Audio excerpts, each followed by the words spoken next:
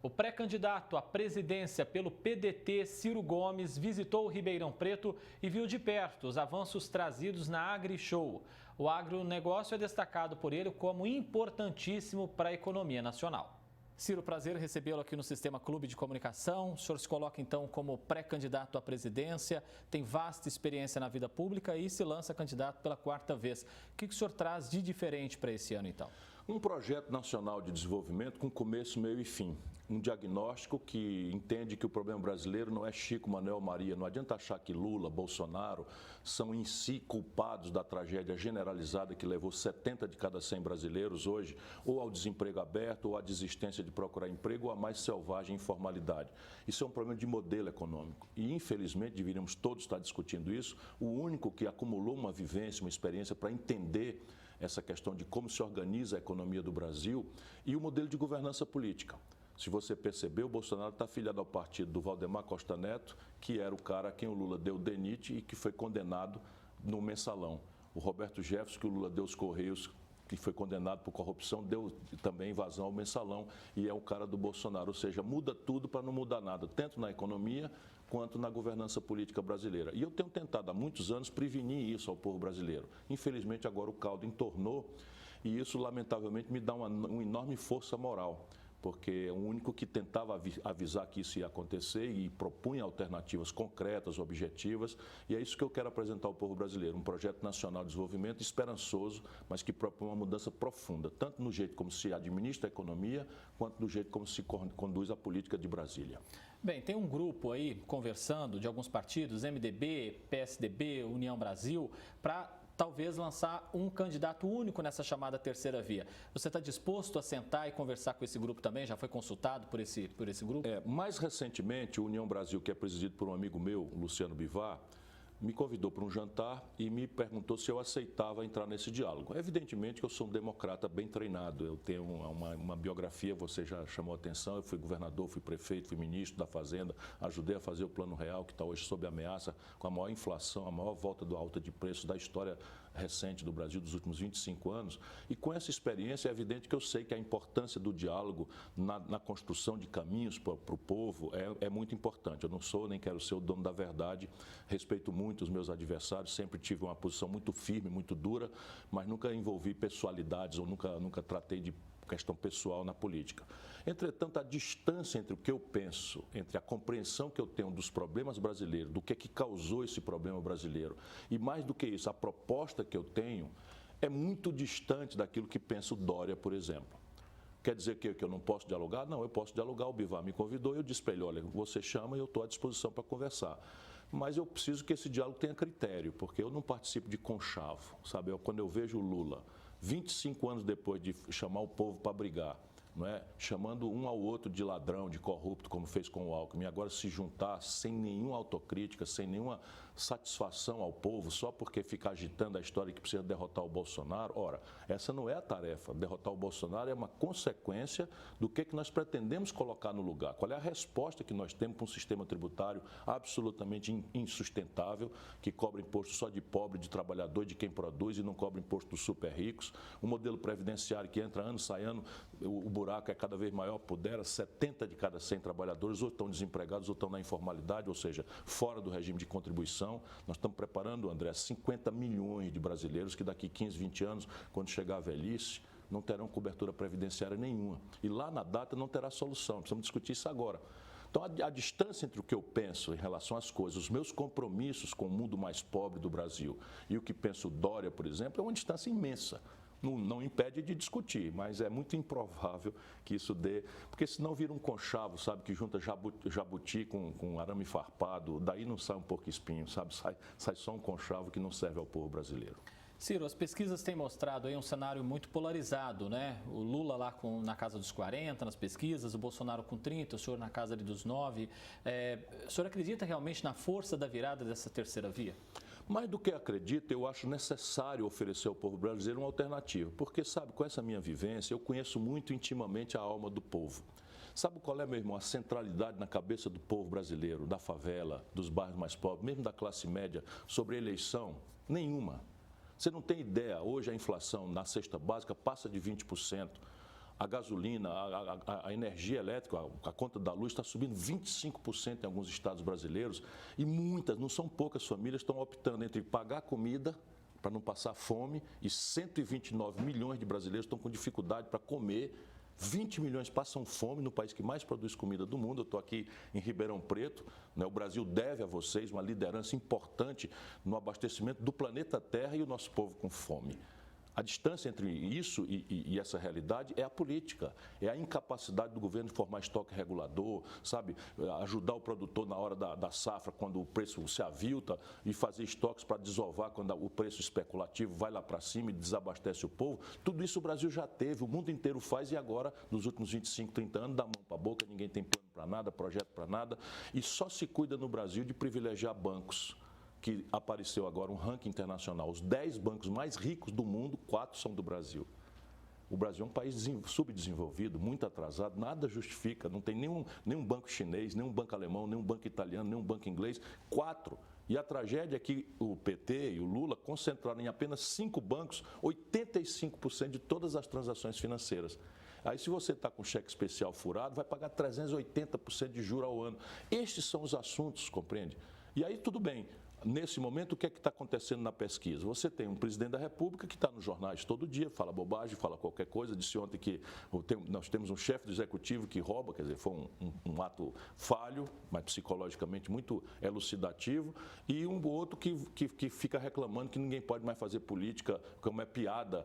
Não, tenha paciência, André, tenha paciência, isso não respeita o nível dos problemas brasileiros. E aí, mas a pesquisa é o quê? Retrata o momento. É um retrato do momento entre um presidente que está todo dia na mídia e um ex-presidente que é o único candidato de todas as eleições. As pessoas precisam lembrar disso. O Lula já teve todas as oportunidades. Foi candidato em 89, 94, 98, 2002, 2006 e 2010 botou a Dilma com o Michel Temer de vice. Depois o candidato o Haddad fazia campanha com a máscara do Lula. Quer dizer, é muito notório. Apesar disso, você vê o Bolsonaro com 25, 30 e o Lula com 40, 45. Cadê os outros 30? São pessoas que não querem, por esse filtro, não querem estar nem com um nem com o outro. Mas quando você vai olhar esses que votam no Bolsonaro, pelo menos aí 1/3 vota no Bolsonaro porque não quer o Lula e o PT de volta. E dos do Lula, mais de 1/3 votam no Lula porque acham hoje que é o único cara que derrota o Bolsonaro. E eu quero mostrar para a população que nós temos 2 tarefas, não é mudar o Brasil, mas construir um projeto novo, não é derrotar o Bolsonaro, é construir um projeto novo que entenda que o Bolsonaro agravou os problemas muito, mas não foi ele que criou. Quem criou essa crise foi o PT.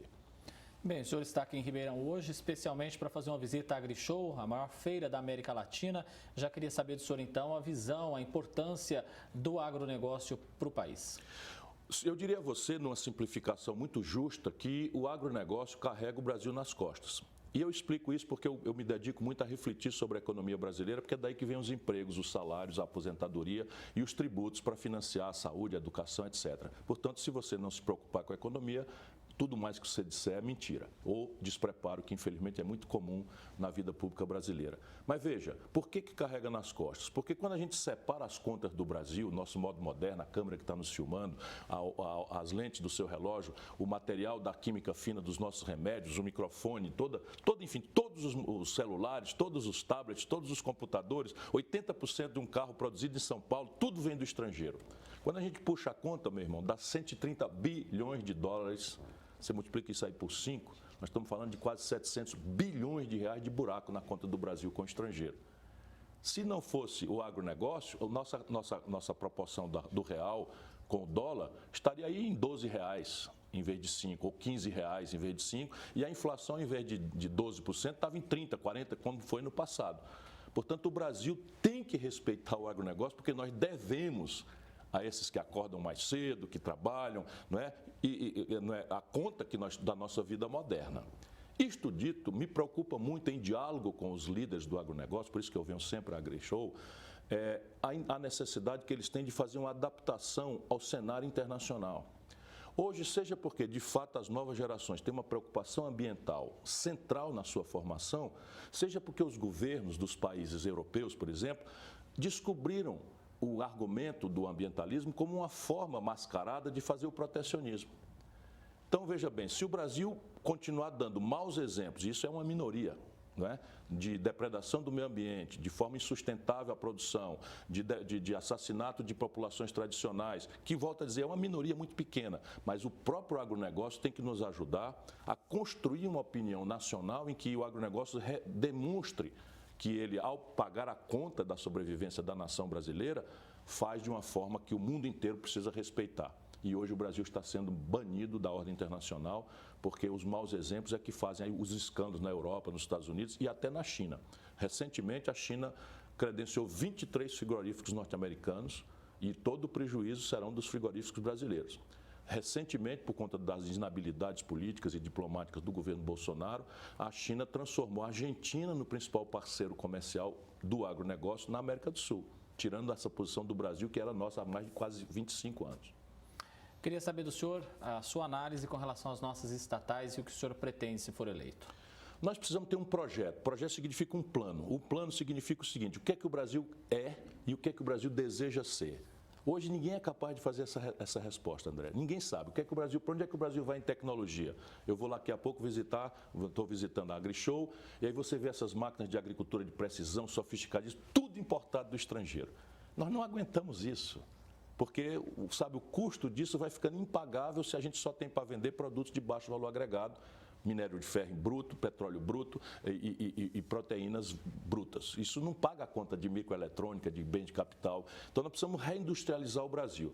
Pois bem, como é que a gente reindustrializa um país? Você tem que ir pela lei do menor esforço. Então, o complexo industrial da saúde, o Brasil está mandando para o estrangeiro 17 bilhões de dólares. Como é que eu resolvo isso? Às vezes é o capitalista privado. Eu organizo um arranjo produtivo local ao redor da USP, da Unicamp e pego isso, incubo a empresa de um jovem empreendedor, faço a compra governamental, faço a ele assistência técnica, capacitação gerencial e ele pode explodir nessas novas indústrias 4.0, de uma indústria moderna, pós-Fordismo do passado. Está tudo pensado no projeto. Mas determinadas ações, determinados setores estratégicos, não é ideológico isso, é inteligência científica e a experiência internacional. Você não pode abrir mão do papel sensível do Estado, seja porque em tecnologias sofisticadas e disruptivas não existiu jamais na história da humanidade um avanço sem o Estado por trás. Às vezes mascarado. Por exemplo, pouca gente sabe, mas quem criou a internet foi o governo americano. Eles têm um estatal chamado DARPA, que não é uma empresa que não comercializa, mas faz todo o investimento, desenvolve a pesquisa e, ao incorporar o domínio tecnológico, tem um monte de empresa privada, satélite, em que eles transferem essa tecnologia e a compra do governo por razões militares, por razões aeroespaciais, faz com que essas empresas saiam do zero em atividades de alto risco para virarem grandes corporações globais. Nasceu a Apple, nasceu a Microsoft. Se não fosse o governo americano, não existia celular. Foi a DARPA que financiou o celular. Esse domínio HTTP que permite a gente jogar online, videogames, etc, etc. O meu filho Gael gosta, eu estou aprendendo com ele lá. Né? Tem toda terça-feira a Ciro Games, às 19h30. Se liga lá nas nossas redes, @Ciro Gomes. Não é? Isso daí foi um domínio criado pelo CERN, que é estatal europeu. E isso, então, o Brasil tem que definir, fora dessas paixões, desses preconceitos. Por exemplo, telefonia, nenhum problema privatizar, eu era a favor de privatizar. Qual é o problema agora? A precariedade da regulação. Se você comparar a tarifa de telefone que o Brasil paga hoje e de transferência de dados que o Brasil paga hoje, é a mais cara do mundo ou uma das mais caras do mundo. Por quê? Porque a nossa regulação não funcionou. Não há competição, se cartelizou e a agência, infelizmente, por regra, tem exceções, se corrompeu.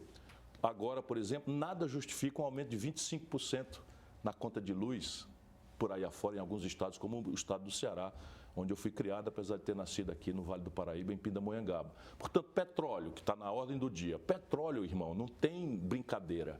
Ou são estatais, 80% do petróleo produzido no mundo, todos os países autossuficientes têm empresas estatais, ou é um cartel de 7 irmãs que responde aos seus governos. Então, os americanos não têm um estatal, ok, mas não precisa ter. Eles têm a Exxon, a ESSO, eles têm, enfim, os ingleses não precisam ter um estatal, eles têm a British Petroleum. Os franceses não precisam ter estatal, eles têm a Total, que responde imediatamente aos seus governos. No Brasil, o caminho da privatização já está revelado. O que é? Um monopólio, que hoje faz o serviço do acionista minoritário e que impõe ao Brasil uma das gasolinas e um óleo diesel e querosene de aviação mais caros do mundo. Sendo que o Brasil, diferente desses outros países, tem autossuficiência e sobra em petróleo. Portanto, para mim, petróleo tem que ser estatal. O que não quer dizer permitir loteamento, tem que ter uma governança corporativa, que eu sei fazer. Eu já governei o estado do Ceará, já fui ministro da Fazenda e eu nunca permiti que as estatais sob meu controle fossem loteadas como o Lula fez com os ladrões aí do Petrolão, etc. Você estabelece um padrão de eficiência, um padrão de governança e controle sobre isso. E prêmios e punições. É assim que bem administra uma estatal. Ciro Gomes, pré-candidato à presidência, muitíssimo obrigado pela sua entrevista aqui no Jornal da Clube. Muito obrigado a todos. Eu peço a todos isso, uma oportunidade. Não há nenhuma razão para a gente entrar na lambança, sabe, de uma polarização que só divide o Brasil, amigos desfazendo amizade na internet, famílias brigando por ódios e paixões. Não é assim que se constrói uma nação. Vamos fazer um debate, prestar atenção em todas as oportunidades. E aqui em São Paulo eu ando acompanhado do ex-prefeito de Santana do Parnaíba, que é o meu amigo Elvis César, que vai ser aquele que nós vamos dar uma oportunidade de São Paulo escolher uma coisa nova, porém muito experiente. Muito obrigado. Obrigado a você.